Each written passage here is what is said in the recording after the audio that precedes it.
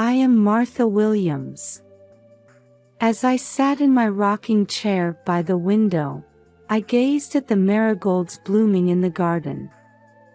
These flowers were a favorite of my grandson Tommy, whom we lost 5 years ago.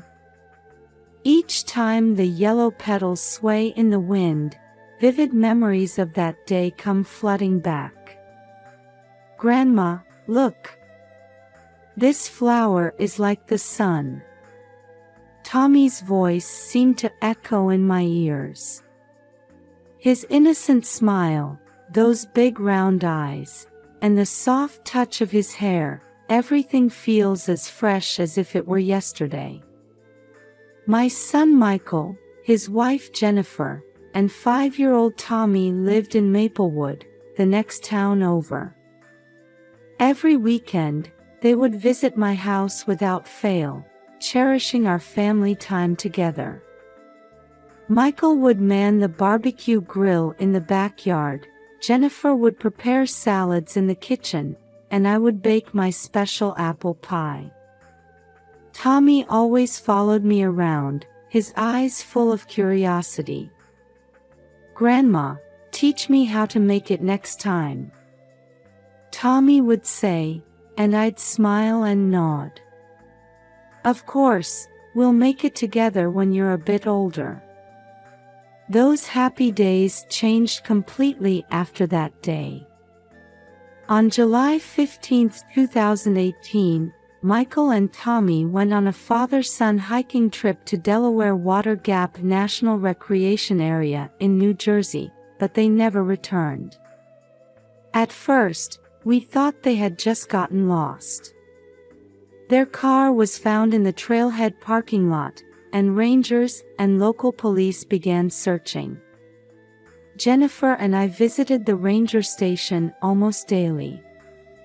They'll be fine, I kept telling Jennifer with a trembling voice. But deep down, anxiety was swirling. On the 4th day of the search, news came that the search had been temporarily suspended due to bad weather. That night, Jennifer and I prayed together at the local St. Joseph's Church. God, please keep them safe, our prayers echoed in the quiet church. However, as days passed, hope gradually faded. The search area expanded, even using helicopters and drones, but no trace of Michael and Tommy was found. 2 weeks after the search began, the rangers' report to us was the worst possible outcome. I'm sorry. We found Michael's wallet and part of Tommy's stuffed animal in a deep ravine. Given the weather conditions and terrain in this area, the rangers' words trailed off. I felt my world silently crumbling. Jennifer collapsed in my arms. The next few days felt like a nightmare. The police officially ended the search, declaring Michael and Tommy missing, presumed dead. Although no bodies were found, the circumstantial evidence led to the conclusion that survival was extremely unlikely. On the day of the memorial service, St. Joseph's Church was filled with people. On the altar were smiling photos of Michael and Tommy, along with the recovered belongings. I stood before the altar, dressed in black mourning clothes. Jennifer trembled beside me. Why did you leave us behind? Tears wouldn't stop. Jennifer clung to me, crying out loud. At that moment, we were strongly bonded together. As those left behind, we had no choice but to support each other. After the memorial service, Jennifer was about to return to her parents' home, but I stopped her. Stay here. You're my daughter now. She nodded tearfully. From then on, we began a new life, healing each other's wounds. In the days of grief, Jennifer's presence was my only solace. Sometimes, I would wake up in the middle of the night and sneak into Tommy's room.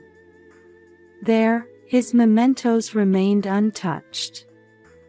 I would sit on the bed, holding his favorite Winnie the Pooh book.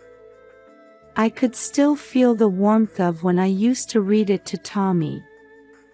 "Tommy, Grandma will never forget you," I whispered, quietly shedding tears. They say grief eases with time, but my feelings for the lost family only grew stronger day by day. 5 years have passed. Jennifer and I have lived supporting each other. Jennifer started working as a teacher at a local elementary school, and I continue volunteer work at the community center. On the surface, we might seem to be living a normal life. But deep down, there's always the thought of the family we lost that day. Every time the marigolds sway in the wind, I let out a small sigh. "Tommy, Michael, where are you?" I whispered, quietly closing my eyes. Somewhere in my heart, I felt that the journey to find my lost family wasn't over yet. In the kitchen bathed in morning light, I was brewing coffee as usual. Outside the window, maple leaves were beginning to change color, heralding the arrival of autumn. 5 years have passed, seasons have turned, and time continues to flow. "Good morning, Martha," Jennifer's voice made me turn around. She was already dressed for work, her hair neatly tied back, wearing a white blouse and navy skirt. It's her 3rd year teaching at the local elementary school. Her eyes were slowly regaining their former sparkle. "Good morning, Jenny." "Have a good day," I handed her a warm cup of coffee. Jennifer smiled gratefully, took a sip, and said, "Thanks. I'll be home late tonight. There's a PTA meeting." "I understand. I'll leave dinner in the fridge for you." After Jennifer left, I checked my schedule for the day. Tuesday is volunteer day at the local food bank. Distributing food to impoverished families and the elderly has given me a sense of purpose. At the food bank, I spent a busy day as usual.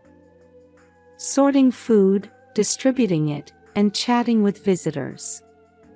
Especially when I see young mothers with children, I tend to engage in long conversations. I can't help but see Tommy's face in theirs.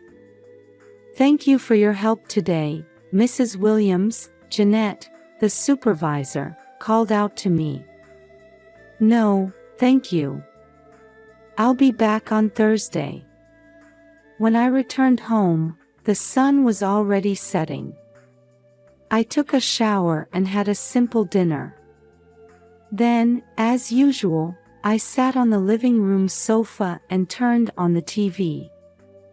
As I was flipping through channels, a local news program caught my eye.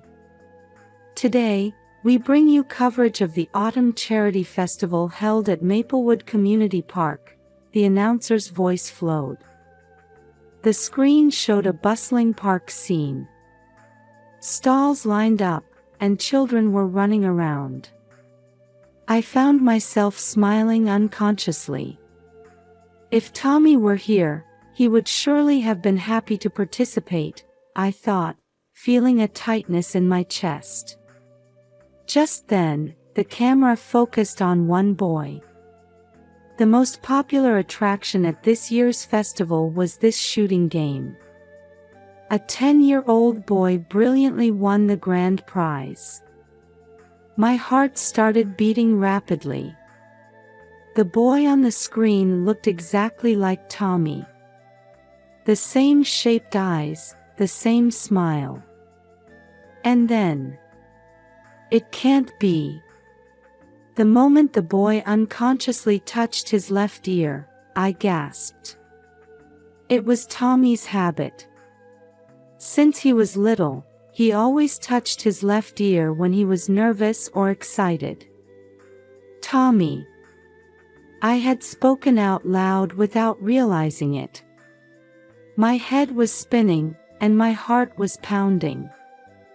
Was this just a coincidence, or? The TV sound faded into the background. My vision blurred slightly, and my breathing became shallow. I tried desperately to calm myself down. Stay calm, Martha. Stay calm. I took deep breaths repeatedly, gradually regaining my composure. However, deep inside, a violent wave was swirling. Hope and anxiety, joy and fear. Conflicting emotions were surging. I picked up my smartphone and, with trembling fingers, called Jennifer. Jenny, we need to talk when you get back. What's wrong? Martha, your voice is shaking. It's okay. Just, let's talk when you get home. After hanging up, I stared at the TV screen once more. The program had already moved on to another topic, but I couldn't get the image of that boy out of my head. If it really was Tommy.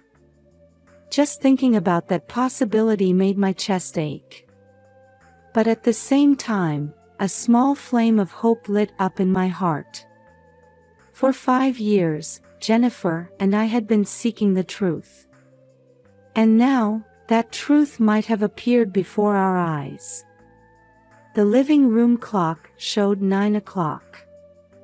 About an hour until Jennifer returns. During that time, I replayed the footage in my mind over and over, doubting my own eyes. And I repeatedly ran simulations in my head about what we should do next. Outside the window, stars were beginning to twinkle in the night sky. I prayed quietly. God, if it really is Tommy, please guide us. Jennifer returned home just after 10 p.m. As she entered the doorway, looking tired, I called out to her quietly. Jenny, sit down. We need to talk. Seeing my expression, Jennifer immediately tensed up. After she sat on the living room sofa, I explained in detail about the TV program I had seen last night. About the boy who looked just like Tommy, and his characteristic gesture of touching his ear. Martha. Jennifer's voice was shaking. Do you really think it's Tommy? I don't know. But I think it's worth exploring the possibility. That night, we talked until late. Amidst a mix of anger, sadness, and anticipation for a reunion, we discussed how to face this situation. We should think about Tommy, I said quietly. What's best for him?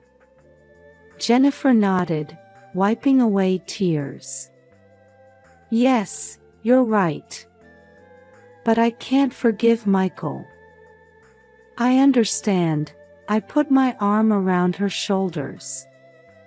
But meeting Tommy is our first priority. The next morning, we began preparing for our trip to New Hampshire. As we packed clothes into our suitcases, various emotions washed over us. Filling in the 5-year gap won't be easy. But we have no choice but to move forward, step by step. Outside the window, the autumn sunlight was shining brightly. Like the beginning of a new season, our lives were about to enter a new chapter.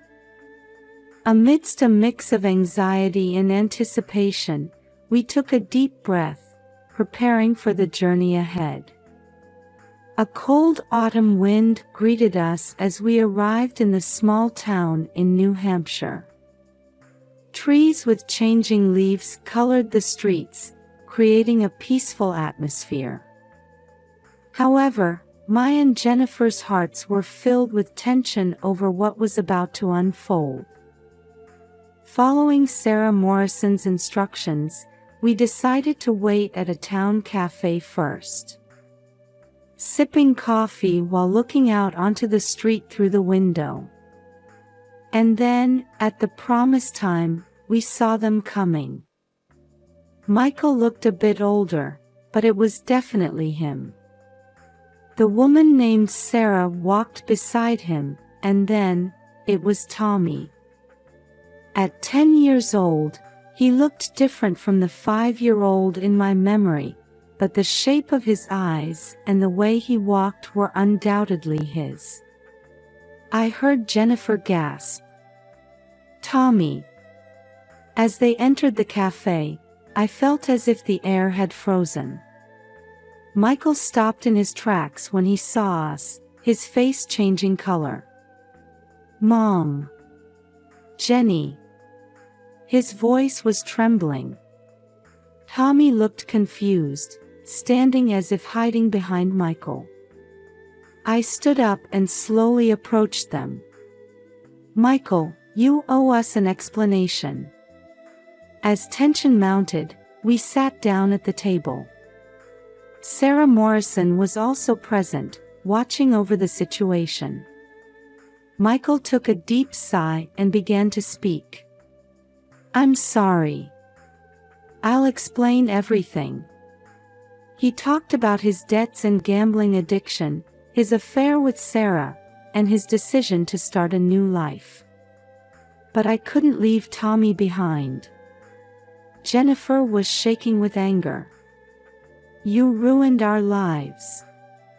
We cried every day for 5 years." Tommy looked confused, alternately looking at the faces of his parents. Michael bowed his head. "I know I can't make up for it. But..." I interrupted him. "Tommy, do you remember me? I'm your grandma." Tommy tilted his head. "I'm not sure, but it feels familiar somehow." At those words, tears welled up in my eyes. Jennifer was the same. "Tommy, I'm your real mother," Jennifer spoke gently. Confusion and curiosity flickered in Tommy's eyes. Sarah quietly spoke up. "Tommy, for the past 5 years, we've been lying to you. But that was wrong. You have the right to know the truth." Over the next few hours, we talked, shedding tears and anger, and gradually seeking a path to reconciliation. Tommy seemed to be slowly regaining memories of his real family. "I remember Grandma's apple pie," Tommy suddenly said. My heart leaped. Michael and Sarah acknowledged the gravity of their actions and showed their readiness to take legal responsibility. "We'll turn ourselves into the police. And we'll do whatever we can to make amends." Jennifer's expression was complex, but I could feel her anger gradually subsiding. "Tommy, what do you want to do?" I asked gently. Tommy thought for a moment before answering. "I want to be with everyone." "But, that's difficult, isn't it?" At those words, the adults looked at each other. Indeed, this is not a problem that can be easily solved. However, for Tommy's sake, we must move forward in some way. "Let's take it one step at a time," I suggested. "First, let's create time for Tommy to spend with his real family. And Michael and Sarah need to face their legal responsibilities." Everyone agreed. This is not an end, but a new beginning. A year has passed since then. In the softly lit hallway of the courthouse on an autumn day, we were waiting for the verdict. Michael and Sarah had been charged with child abduction and faking a disappearance. The sentence was 3 years of actual imprisonment for Michael and 2 years for Sarah. They accepted the verdict calmly. Tommy, in tears, hugged Michael. "Dad, do your best." Jennifer watched this scene with a complex expression. I could sense anger and sympathy conflicting within her. After the sentencing, we began a new life as a family. Jennifer was granted custody of Tommy, and I moved in to live with them. Once a week, Tommy visits Michael and Sarah in prison. At first, it was awkward, but gradually it became part of our routine. Tommy slowly began to regain memories of his real family. One day, he suddenly said to me, "Grandma, I remember. We used to make cookies together." At those words, I couldn't help but shed tears. Jennifer was attending counseling, facing her emotions. She gradually regained her smile and built a new relationship with Tommy. Our family started gathering for dinner every Sunday. Sometimes, letters from Michael or Sarah would be placed on the dining table. They were spending days of reflection in prison, contemplating their lives after release. Society showed great interest in our case, and the media often came for interviews. However, we chose to avoid the gaze of reporters and live quietly. Over this past year, we've learned many things. That even if the shape of a family changes, love doesn't change. That even if you make mistakes, there's a path to atonement and reconciliation. And above all, how important the truth is. Tommy now enjoys school with his friends and has joined a baseball team. Every time I see his smile, I feel that overcoming this ordeal was worth it.